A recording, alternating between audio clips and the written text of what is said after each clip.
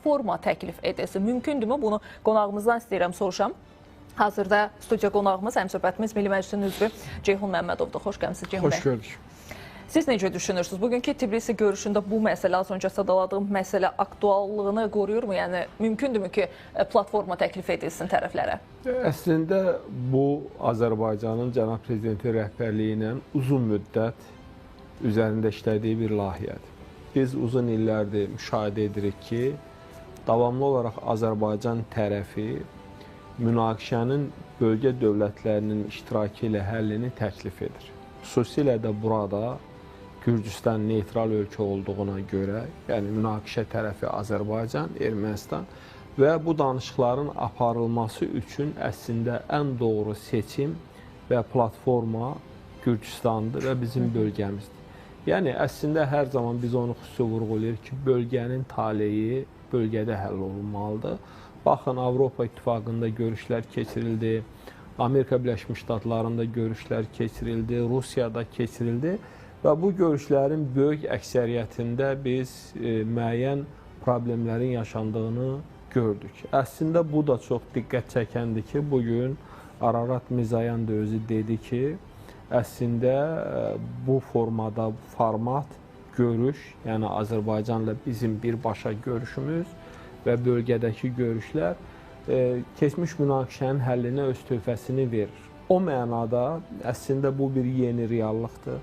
Bugün hörmətli Ceyhun Bayramov da bu məsələ aydınlıq gətirdi. Yəni Azərbaycanın yaratdığı yeni reallığın təsdiqidir. Bu sadə bir məsələ deyil. Yəni biz əvvəldə qeyd etdiyim kimi ayrı-ayrı ölkələrin paytaxtlarında Avropa İttifaqı hansısa vasitəçilərin vasitəçiliyi ilə görüşürdük. Və burada bir məqamı da qeyd etmək lazımdır ki, Antalya forumunda da birbaşa Xarici İşlər Nazirlərinin görüşüb və Gürcüstanla bir yerdə görüş. Bu da Azərbaycanın, yəni bu məsələ ilə bağlı son dönəmlər əldə etdiyi ən böyük uğurlardan biridir. Yəni bizə başqa bir vasitəçi, başqa bir dövlət lazım deyil. Biz özümüz birbaşa iştirak edə bilərik və düşünürük ki, bu əvvəlki formatlar var idi. Dəfələrlə təqdim olunan üçlü format, altılı format.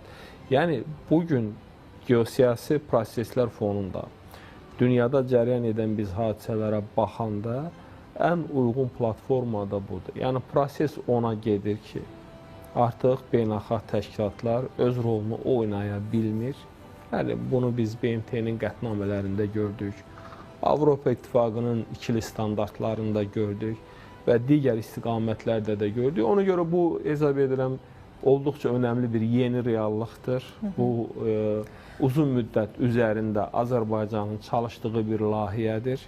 Biz yəni, sülh müqaviləsinin bəndlərini razılaşdırmışıq. Bəzi detallar var ki, və düşünürəm ki, bu detalların müzakirəsi üçün də ən yaxşı platforma hazırki dönəmdə məhz elə Gürcüstanda aparılan danışıqlar. Amma buna şərait yaradacaqlarmı? Ceyhun bəy, söhbət təbii ki, şərait yaradacaq dediyim 3+3 platformasında yeganə bir-biri ilə deyə biləcəyimiz münaqişəsi olan ölkələr təbii ki, Gürcüstanla Rusiyadır. Bəs belə bir məqamda Gürcüstanı da görüb, nədəndirsə bugün bir Rus ekspertinin çıxışı var idi ki, mayın 9-unda bildiyiniz kimi təxminən 22 gün sonra BMT müharibəsinə qələbə ilə bağlı Azərbaycan prezidentinin də iştirakı gözlənilir və təbii ki, Nikol Paşinyanın da iştirakı gözlənilir və həmin ekspert iddia edir ki, mümkündür ki, Moskvada bir üç tərəfli yenə görüş olsun. Yəni, ola bilərmi ki, elə Gürcüstan xəbəri Tbilisidəki görüş keçiriləcəyi ərəfədə, dünəndən təbii ki, söhbət gedir. Bu, elan olunduğu ərəfədə elə bu məsələ də yenidən gündəmə gətirilib. Yəni, bunun bir bağlılıq payı varmı sizcə? Yəni, əslində, bəli, mən düşünürəm var. Yəni, söhbət nədən gedir? Baxın, biz əvvəlki proseslərə baxanda uzun müddət moderatorluğu, vasitəçiliyi Avropa İttifaqı eləmək istədi. Bəli. Bizdən asılı olmayan səbəblərdən bu fiyaskoya uğradı. Özlərinin səhvlər ucbatından deyə biləcəyimiz. Eyni proses Amerika Birləşmiş Ştatları ilə yaşandı. Yəni biz Vaşinqtonda Xarici İşlər Nazirlərinin görüşünü gördük. Ardınca bizə qarşı yenidən hansısa ittihamları səsləndirmək, təzyiq etməyə çalışmaq. Digər bir proses isə hər zaman Rusiya deyir ki, bu münaqişənin həlli yalnız bizim vasitəmizlə mümkündür və bu məsələdə də 10 noyabr razılaşmasına onlar istinad edirlər ki, razılaşmada biz vasitəçilik etmişik və proses bizim vasitəmizlə yekunlaşmalıdır. Amma burada məsələnin mahiyyəti ondadır ki, Azərbaycan bütün platformalara açıqdır. Azərbaycan bütün bu görüşlərdə iştirak etdi. Bəli. Amma nəticə oldu mu, çox təəssüflə qeyd etmək lazımdır ki, heç birində biz bir ciddi nəticəni görmədik. Qaldı ki, sizin dediyiniz məsələ ilə bağlı burada belə bir sual yaranır və hesab edirəm həmin ekspertə sual vermək lazımdır ki, Azərbaycanın sülh müqaviləsi ilə bağlı əsas tələblərindən biri konstitusiyaya dəyişiklikdir və eyni zamanda ATƏT-lə bağlı məsələdir. Yəni, bu məsələlər həllini tapmayıb və yaxın vaxtda da bunun hələ ki, həlli gözlənilmir. Çünki Ermənistan böyük ehtimal bu prosesi seçkilərdən sonraya saxlayacaq. Yəni, bizim gördüyümüz proseslərin təhlil onu göstərir. Hətta ən maraqlısı odur ki, ATƏT-lə bağlı da Ermənistan israrla eyni mövqedə qalır. Hətta bir neçə gün bundan əvvəl fikir səsləndirdilər ki, sülh müqaviləsi imzalandığı zaman bu məsələyə də biz razılığımızı verə bilərik. Ona görə bu bəyanatlar olacaq. Baxın, mən gözləyirəm ki, Avropa İttifaqından da hansısa bir bəyanat Addım olsun. Gəlsin, bəli. Çünki bugün onların Gürcüstanla münasibətlərində bir qarşı durma var. Ola bilər ki, ayrı-ayrı istiqamətlərdə də biz bunu görək. Biz əsas hədəf olaraq, məqsəd olaraq Azərbaycanın qarşısına onu qoyduğunu görürük ki, biz sülh müqaviləsini imzalamalıyıq. Əgər buna hansısa bir platformada dəstək olunacaqsa və real nəticələr olacaqsa, Azərbaycan buna tam hazırdır. Yəni, mən bir daha qeyd edirəm, biz heç bir vasitəçidən bugünə kimi imtina etməmişdik. Amma nəticə olmayandan sonra Azərbaycan, baxın, özü keçdi birbaşa danışıqlara. Baxın, bax, bu vasitəçilər bu qədər gəldilər, getdilər, biz görüşdük. Azərbaycan Ermənistanla özü sərhəddə bir neçə dəfə görüşdü və bir neçə birbaşa kommunikasiya ilə müzakirələr aparıldı. Artıq sülh müqaviləsinin bəndləri razılaşdırıldı. Və ona görə də o nəticəyə gəlinir ki, əslində bu təklif olunan modellər, platformalar, yəni əvvəlkilərdən söhbət gedir. Gürcüstanda yalnız bir məsələ müzakirə olunmur. Gürcüstanda bir neçə istiqamətdə məsələ müzakirə olunur. Onlardan ən əsası da bizim Ermənistanla münasibətlərimizdir. Ona görə burada bu cür cəhdlər olacaq. Amma Azərbaycan, yenə də qeyd edirik, əsas hədəfi odur ki, biz tezliklə bu münaqişəyə son qoyaq və ən önəmlisi kommunikasiyalar açılsın. Mütləq və bu prosesdə Gürcüstan da marağındadır. Bəli, elə doğru vurğuladınız, Gürcüstan da marağındadır. Siz az öncə Paşinyanın ATƏT-in Minsk qrupu ilə bağlı verdiyi açıqlamaya toxundunuz. Düzdür, qeyd elədi ki, bəli, Qarabağ məsələsi həll olunubsa, həmin qurumun mövcudluğuna nə ehtiyac var deyə bir növ rəsmi Bakını da təsdiqlədi. Dünən verdiyi önəmli açıqlamalardan biri də məhz konstitusiya ilə bağlı idi ki, yenidən istəyirəm müəyyən bir məqamı xatırladaq, həm də tamaşaçılarımız üçün yenidən bir xatırlatma olsun. Müstəqillik bəyannaməsinin mətnində deyir, elə ifadələr var ki, orada əslində Ermənistanın müstəqil dövlət kimi formalaşdırılmasına bəhs etmir. Yəni, bu Ermənistan üçün əslində bir təhlükədir və bu da mümkün deyildir. Ona görə də hesab edirəm ki, yeni konstitusiyada bu bəyannaməyə istinad olmamalıdır. Yəni, Paşinyanın əslində deyə biləcəyimiz müsbət açıqlamalarıdır. Düzdür, ötən günkü açıqlamasında xalqın üzərinə məsuliyyəti yüklədi ki, bunu erməni xalqı müəyyənləşdirməlidir. Yəni, bundan sonra biz addım ata bilərik deyə. Paşinyan həqiqətən səmimidirmi bu açıqlamasında? Mövqeyi həqiqətən o yöndədirmi? Yoxsa cəmiyyətin bir növ nəbzini mi yoxlayır və məsuliyyəti erməni xalqının üzərinə yükləməklə öz çinlərindən də mi atır bu yükü? Mən düşünürəm ki, bu növbəti bir nəbz yoxlanışıdır. Yəni, son günlər Paşinyanın verdiyi açıqlamalar, atdığı addımlar cəmiyyətin nəbzinin öyrənilməsinə yönəlibdir. Paşinyan o qədər zaman-zaman bir-birinə zidd bu cür açıqlamaları verib ki, Zəngəzur dəhlizi açılacaq və s. yöndə.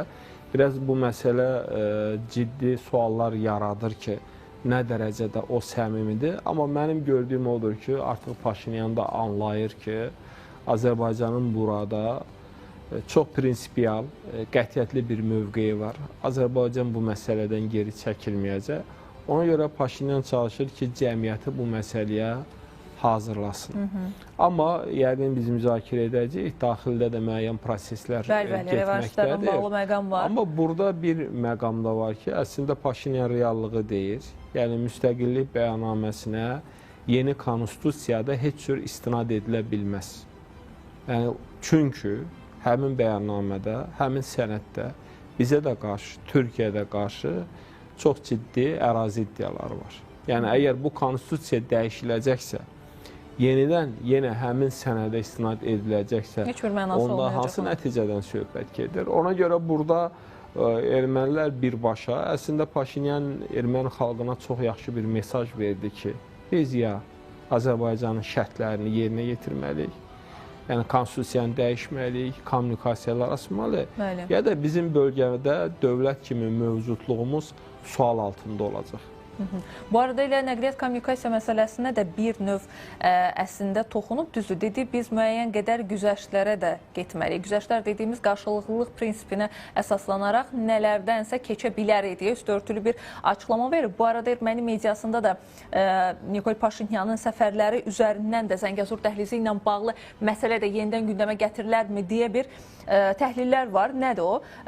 Xatırlayırsınız, həftə sonunda Nikol Paşinyan Mehriyə səfər elədi və bunu da təbii ki, Zəngəzur dəhlizinin açılması ilə əlaqələndirdilər. Çünki orada ilkin olaraq dəmir yollarının açılması nəzərdə tutulub deyilməyinə görə. Erməni ekspertlər də onu vurğulayırlar ki, Mehridə inşa ediləcək məhz həmin o dəhliz məsələ Zəngəzur dəhlizi ilə bağlı məqama uyğun ola bilər. Yəni, onun siqnalı ola bilər. Siz də həmfikirsinizmi?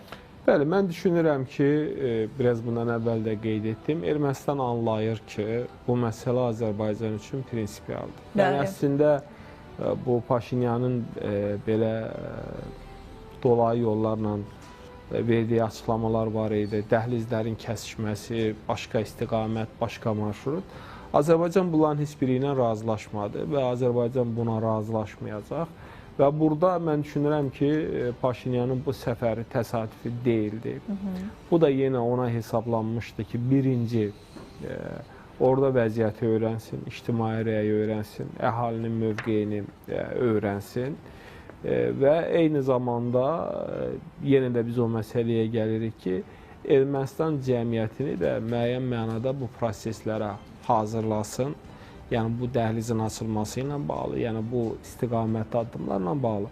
Və burada digər bir məsələ isə mən düşünürəm ki, İranla bağlı məsələdir ki, burada həm də yəni hesab edirəm Paşinyan növbəti dəfə İranın da bir mövqeyini öyrənməyə cəhd etdi. Yəni, hansı reaksiyalar olacaq və hansı formada bu məsələyə bir baxış olacaq. Əslində, yəni bu məsələyə ən çox bildiyiniz kimi mane olan tərəflərdən biri də İrandır. İran israrla, düzdür, son vaxtlar biraz bu səngiyib, amma ümumən götürdükdə İran bu məsələdə fərqli bir mövqedədir və İran çalışır ki, bu keçid, bu dəhliz onun ərazisindən olsun, xüsusilə iqtisadi maraqlara görə. Burada o digər məsələlər mən hesab edirəm bəhanədir. Əsas iqtisadi gəlirlərdən İran özünü məhrum etmək istəmir. Ona görə də gəlib bəli, biz ola bilər ki, növbəti bir yanaşmaları da, yəni reaksiyaları da görəcək, hansı formada gedəcək. Bu arada elə biz İrandan danışmışkən İranın prezidentinin səfərini gözləyirik. Azərbaycana, yəni planlaşdırılır. Bu da təbii ki, bu məsələlərdə nələrsə həll edəcək deyə düşünürəm. Bu arada elə Azərbaycan Xarici İşlər Nazirliyi ilə Tehran şəhərində İranın Xarici İşlər Nazirliyinin nümayəndələri arasında da bir konsulluqla bağlı bir məsələdə görüş keçirildi. Yəni sadəcə Xarici İşlər Nazirliyi deyil, Daxili İşlər, Ədliyyə, Miqrasiya, Sərhəd Xidmətləri, Gömrük ilə bağlı nümayəndələr də orada var. Düzdür, konsulluğun açılması məsələsi müzakirə olunur, olunmağına. Bu həm də elə az öncə bizim qeyd etdiyimiz yəni iki tərəfli münasibətlərin daha da yumşaldığını göstərən amillərdən ola bilərmi? Yəni həm də İranın elə Zəngəzurla bağlı, dəhlizlə bağlı mövqeyinin də dəyişdiyinin siqnalı ola bilərmi? Mən hesab edirəm ki, əslində uzun müddət aparılan danışıqların məğzi də məhz İranın bu məsələyə razı salınması idi. Və siz Azərbaycan cəmiyyətində bu məsələyə bir həssas münasibət var. Biz nəzərə almalıyıq ki, bölgədə güclü dövlət quruculuğu üçün qonşu dövlətlərlə münasibətləri biz qorumalıyıq. Yəni o mənada bu gün əslində Azərbaycan-İran münasibətləri yeni bir mərhələyə qədəm qoyubdur. Bu mərhələ bizim üçün də önəmlidir, İran üçün də önəmlidir. Yəni biz artıq o arxadakı gərginliyə son qoymalıyıq. Əslində bunu ən gözəl formada cənab prezident Adada keçirilən konfransda bildirdi. Yəni biz tarixi də unutmuruq, keçmişi də unutmuruq. Amma biz gələcəyə də baxırıq. O mənada əslində mən hesab edirəm Azərbaycanın müvafiq strukturları ilə İranın müvafiq strukturları arasında bu danışıqların aparılması çox önəmlidir. Və Azərbaycanın gözləntiləri də var ki, və bu gözləntilər də ondan ibarətdir ki, o mövcud fikir ayrılıqları aradan qalxacaq və əslində bizim şübhəmiz də yoxdur ki, zaman gələcək mütləq Zəngəzur dəhlizi açılacaq. Yəni bu Azərbaycanın prinsipial qətiyyətli bir mövqeyidir. Azərbaycan bunu danışıqlar yolu ilə həm Ermənistanla, həm də İranla bir yerdə həll etməyə çalışır. Əslində bax bunlar ikisi də həm Paşinyanın həmin bölgəyə gəlməsi, həm Azərbaycan rəsmilərinin İranda olması, danışıqlar aparması, bu onu göstərir ki, bu istiqamətdə çox ciddi müzakirələr gedir, müəyyən razılıqların əldə olunması üçün və Azərbaycan məqsədinə nail olmaq üçün hər iki tərəflə davamlı olaraq kommunikasiyadadır, davamlı olaraq müzakirədədir. Son olaraq da qısa bir amma cavab sizdən istəyəcəm. Ceyhun bəy, revanşistlərdən biz danışdıq, az öncə müəyyən bir məqama toxunduq. Erməni mediasında bugün bir məlumat tirajlandı ki, Serj Sarkisyan bir çıxışı zamanı revanşistlərə səslənib, 2026-cı ildəki hansı ki parlament seçkilərinə ümid bəslədiyini deyib. Yəni bir növ deyə bilərikmi ki, məsələ revanşistlərə, xüsusən də Qarabağ ermənilərinə daha çox arxalanır və müharibə şəraiti mi yaratmağa çalışır? Bəli, əslində o müsahibəni yəqin ki, hamımız diqqətlə oxumuşuq. Yəni onun verdiyi açıqlamalar seçkilərə hesablanmış bir açıqlamalardır. Bilirsiniz ki, təxminən Ermənistan ərazisində bir 50 min, 60 min, bəzən artırırlar, bəzən azaldırlar. Qarabağ ermənisi yaşayır və Ermənistanda hələ də bəzi revanşist qüvvələr var. Və görünən odur ki, Sarkisyan çalışır ki, həmin qüvvələri öz tərəfinə çəkərək 2026-cı ildə keçiriləcək seçkilərdə öz qələbəsini təmin etsin və bu son açıqlamalar da ona hesablanıbdır. Yəni Şuşanın azad olunması, Hadrutun azad olunması, müharibənin yenidən başlanması, bütün bunlar ona yönəlib ki, Sarkisyan çalışır ki, elektoratı, yəni bu revanşist elektoratı öz arxasınca aparsın. Amma mən düşünürəm ki... Nə dərəcə mən düşünürəm ki, yox. Yəni alınacaq, almayacaq. Yəni bunun reallıq ondadır ki, bilirsiniz, baxın, 2020-ci ilə qədər ən güclü revanşist Paşinyan idi. Paşinyan anladı ki, bu mümkün olan bir məsələdir. Və bugün erməni xalqı da anlayır ki, yenidən müharibələr, yəni söhbət xalqın, mən düşünürəm ki, bu 3/2-sidir. 3/2-si anlayır ki, bugün Azərbaycanla müharibə etmək, bugün qonşularla müharibə etmək əbəsdir. Və əslində Paşinyanın o parlamentdə belə qəribə hərəkətlərlə etdiyi çıxış da erməni cəmiyyəti üçün növbəti bir mesaj idi ki, yəni siz ayılmalısınız, siz həmən bu qüvvələrin arxasınca getməməlisiniz. Siz əgər istəyirsinizsə ki, erməni dövləti yaşasın, qalsın, siz seçiminizi düzgün etməlisiniz. Ona görə mən düşünmürəm ki, Sarkisyan uğur qazansın, çünki onun imici o qədər yaxşı deyil. Yaxşı deyil. Və xalq arasında onun hələ də törətdiyi cinayətlər müzakirə olunur. Amma bütün hallarda biz bu ərəfədə qarşılıqlı ittihamların daha da artdığını görəcəyik. Təşəkkür edirəm.